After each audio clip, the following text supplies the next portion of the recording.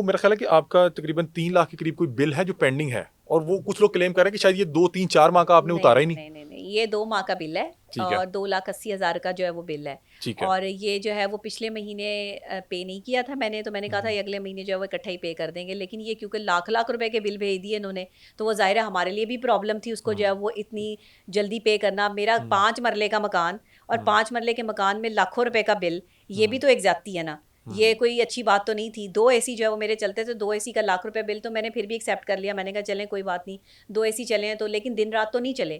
اس کا جو ہے وہ لاکھ روپیہ بل ہوا, تو میں نے کہا چلیں اگلے مہینے جو ہے اس کو اکٹھا جمع کرا دوں گی. جب اگلے مہینے بل آتا ہے دیکھتی ہوں 2,80,000, تو میں نے کہا اب تو پھر ظاہری بات ہے سیلاب آ گیا, معاملات ہو گئے, اب تو جب یہاں سے نکلیں گے تبھی کلیئر کر کے اس کو نکلیں گے. آپ نے پہلی ویڈیو میں یہ بھی کہا کہ بل معاف کر دیے جائیں, تو یہ آپ اپنا ہی معاف کروانا چاہ رہی تھی 2,80,000. نہیں, اپنا کیا, اپنا بھی معاف کریں اور جو ہے وہ دوسرے سوسائٹی کے جو اور لوگ ہیں ان کا بھی معاف کریں. اور آپ جو پچھلے مہینے کا بل ہے وہ تو ہم ادا کریں گے, وہ کیوں نہیں ادا کریں گے, لیکن اس مہینے کے بل کے حوالے سے تو میرا خیال ہے سوسائٹی والوں نے خود بھی کہا ہے کہ ہم اس مہینے کا بل جو ہے وہ نہیں لیں گے. ٹھیک ہے ڈاکٹر صاحبہ, کیسا ایکسپیرینس رہا, کیونکہ بہت سے لوگ آپ کو بڑا پسند کرتے ہیں, آپ کی جو ہے یہ گفتگو بل کا تو معاملہ ہی نہیں ہے. بل کے تو ظاہر ہے آپ ڈیوز کلیئر کیے بغیر جو سوسائٹی سے ویسے بھی نہیں نکل سکتے, آپ کو ڈیوز کلیئر کر کے آپ کو بھی نوٹس بھی دے دیا گیا نا مالک مکان کی. میں نے نوٹس دیا تھا پہلے ان کو نا, میں نے ان کو کہا تھا کہ میں نہیں رہنا چاہتی, جی میں آپ کا گھر چھوڑ رہی ہوں. تو اس پہ سوسائٹی نے کہا کہ نہیں آپ کی اپنی سوسائٹی ہے, آپ یہاں پر رہیں, آپ کو اکوموڈیٹ کریں گے, کوئی ایسا مسئلہ نہیں ہے.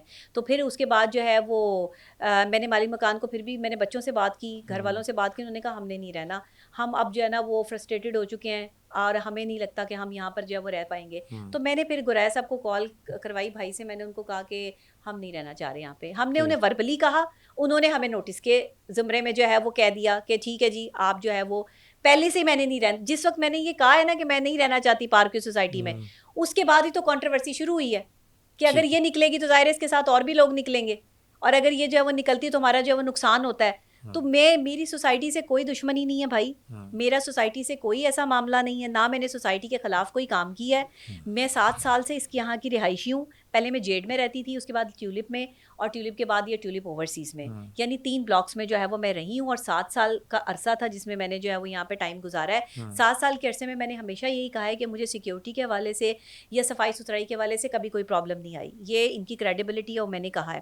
باقی جو ہے وہ چھوٹی موٹی چیزیں تو ہر سوسائٹی میں چلتی رہتی ہیں, بٹ یہ جو سیلاب کا معاملہ آیا اس میں لوگوں کو اپنے گھر چھوڑ کر بھاگنا پڑا بے سر و سامانی کی حالت میں. میں جھوٹ نہیں کر رہی, نہ میں جھوٹ بول رہی ہوں, سب نے اس کو رپورٹ کیا, صرف میں نے نہیں رپورٹ کیا. ہاں اس کے بعد جو ہے وہ انہوں نے خود ہی سے جو ہے وہ معاملہ بنا لیا.